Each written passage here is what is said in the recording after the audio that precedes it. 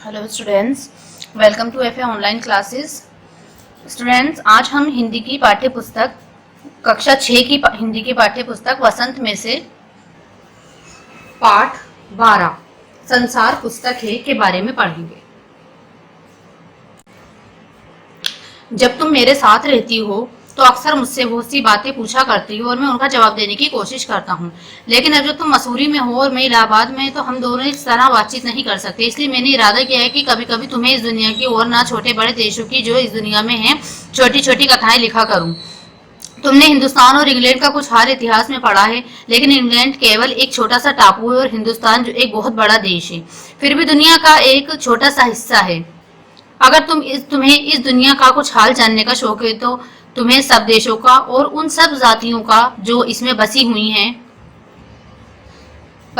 ध्यान रखना पड़ेगा। केवल उस एक छोटे से देश का नहीं जिसमें तुम पैदा हुई हो। मुझे मालूम है कि इन छोटे छोटे खतों में बहुत थोड़ी सी बातें ही बतला सकता हूँ, लेकिन मुझे आशा है कि इन थोड़ी सी बातों को भी तुम शौक से पढ़ोगी और समझोगी कि दुनिया एक है और दूसरे लोग जो इसमें आबाद हैं हमारे भाई बहन हैं। जब तुम बड़ी हो जाओगी तो तुम दुनिया और उसके आदमियों का हाल मोटी मोटी किताबों में पढ़ोगी।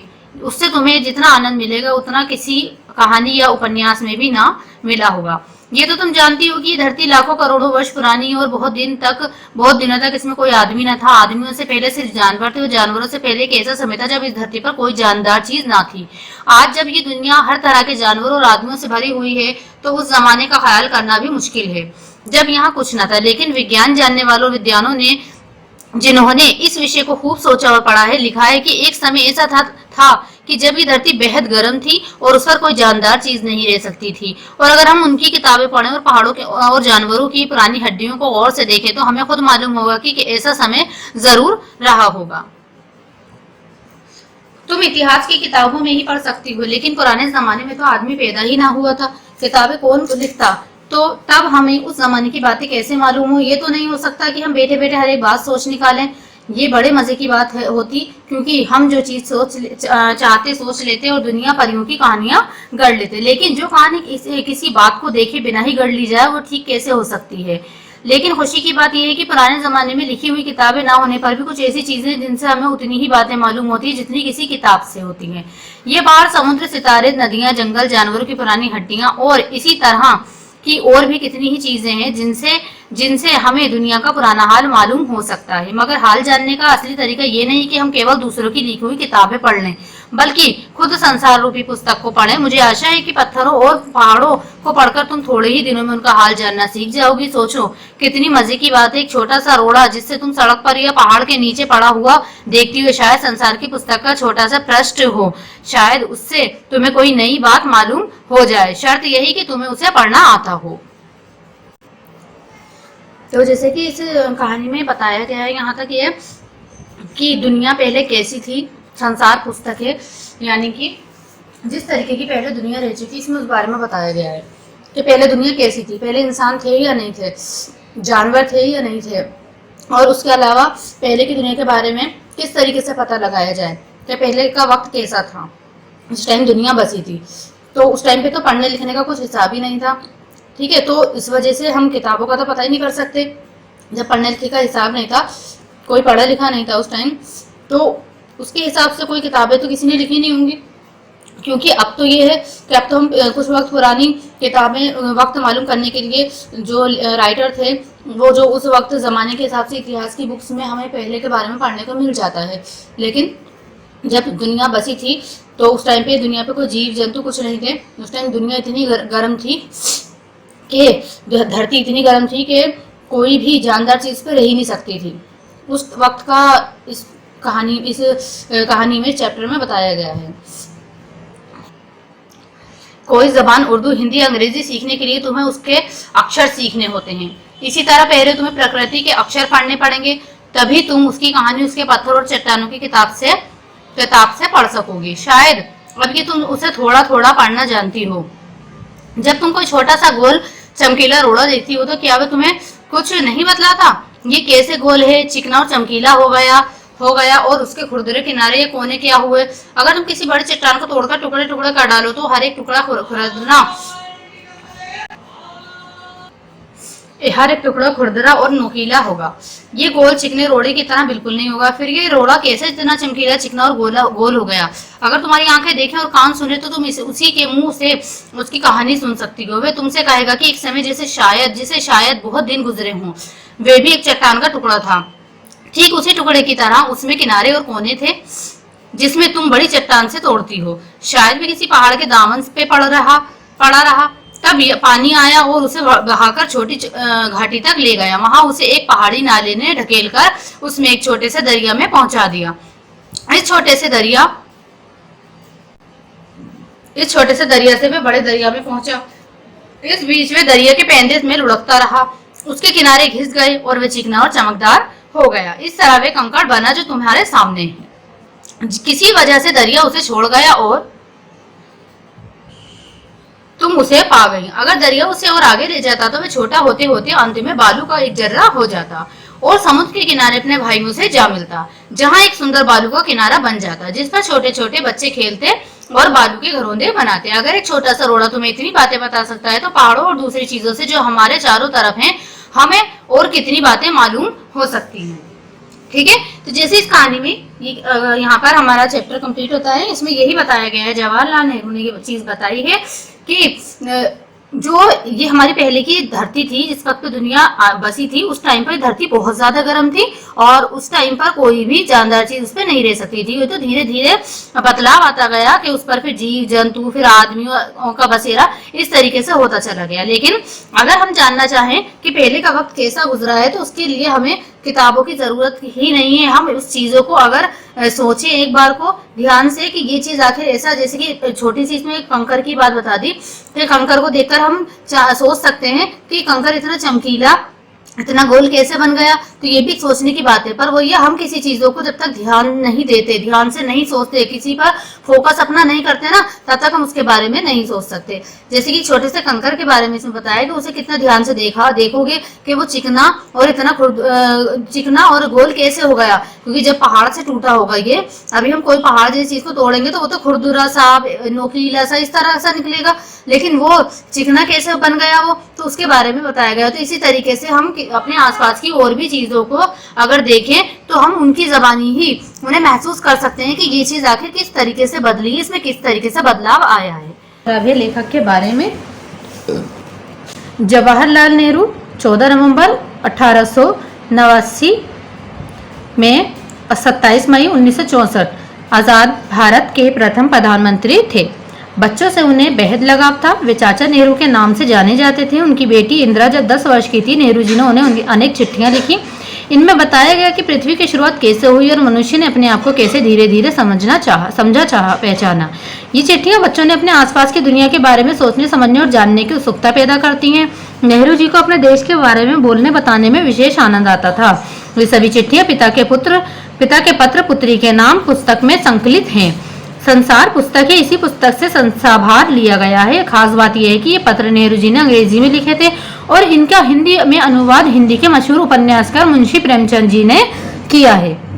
ठीक है, तो ये नेहरू जो है हमारे जवाहरलाल नेहरू, इन्होंने अपनी बेटी को ये खत लिखे थे। इसके अलावा भी उन्होंने और भी बहुत से खत लिखे, लेकिन ये उन्होंने इंग्लिश में लिखे थे, ठीक है, अंग्रेजी में, और इसका जो हिंदी में अनुवाद करा है वो प्रेमचंद जी ने करा है। तो इसी कहानी हमारे यहाँ पर चैप्टर यहाँ कंप्लीट होता है।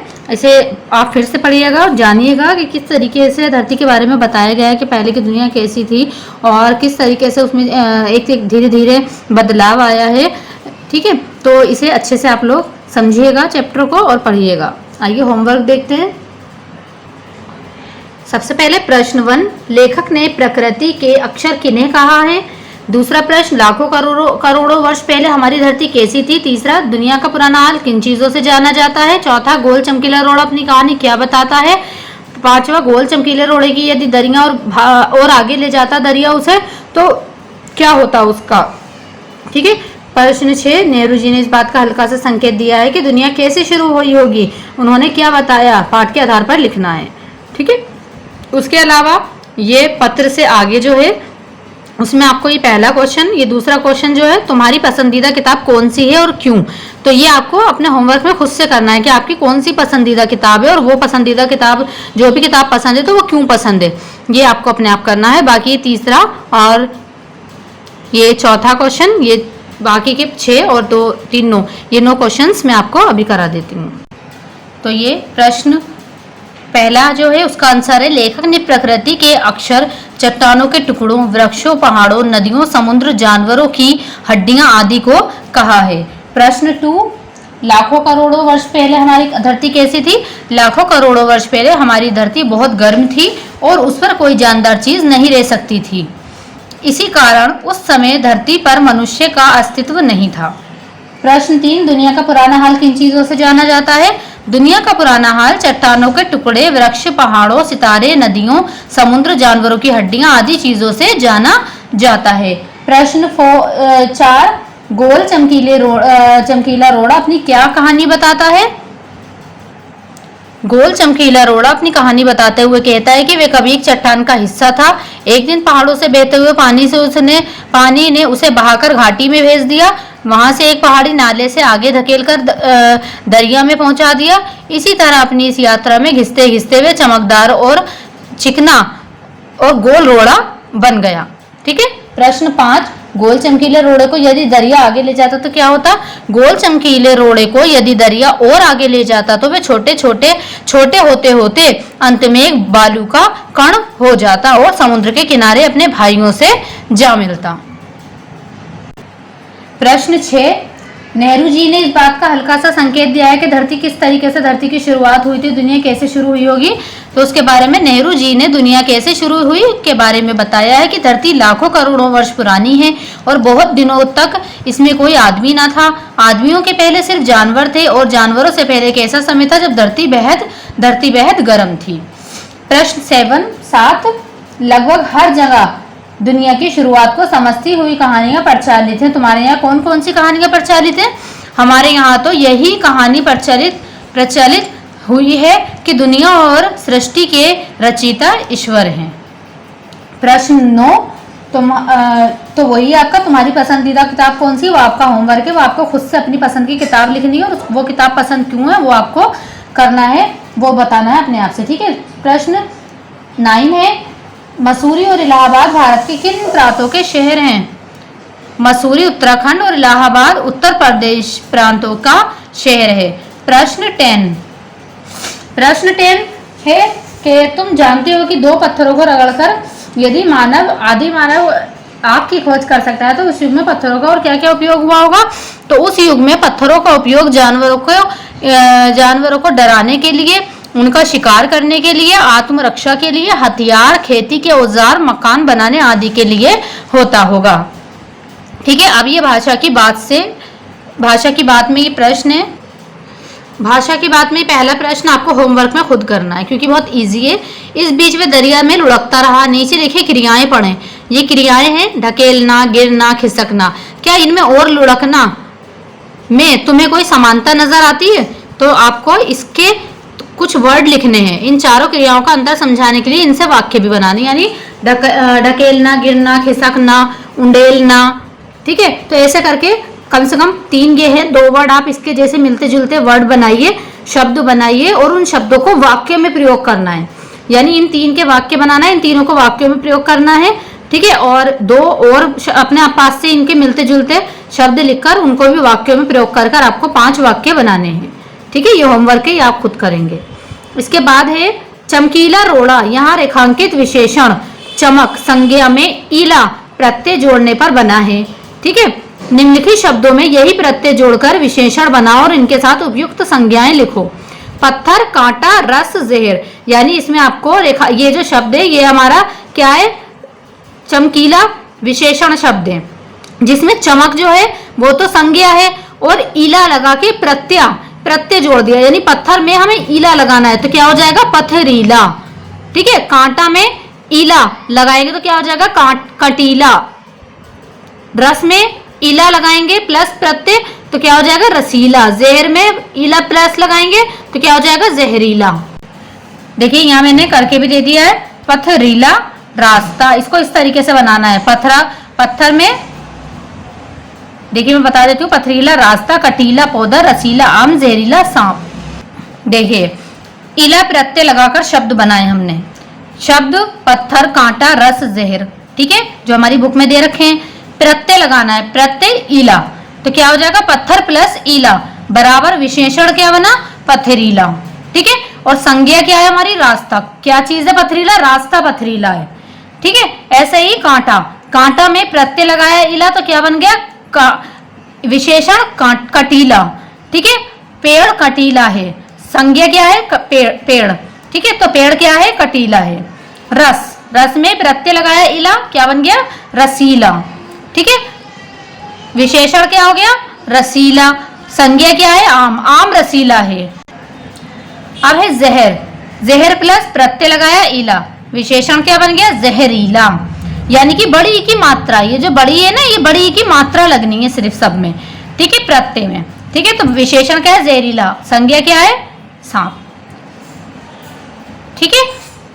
तो ये हमारे इला प्रत्यय लगाकर शब्द बने। अब है इस चैप्टर के हमारे शब्दार्थ। अक्सर यानी प्राय, आनंद, खुशी, जानदार, सजीव, मुश्किल, कठिन, जबान, भाषा, वजह, कारण, दरिया, नदी, जर्रा, कण, ठीक है।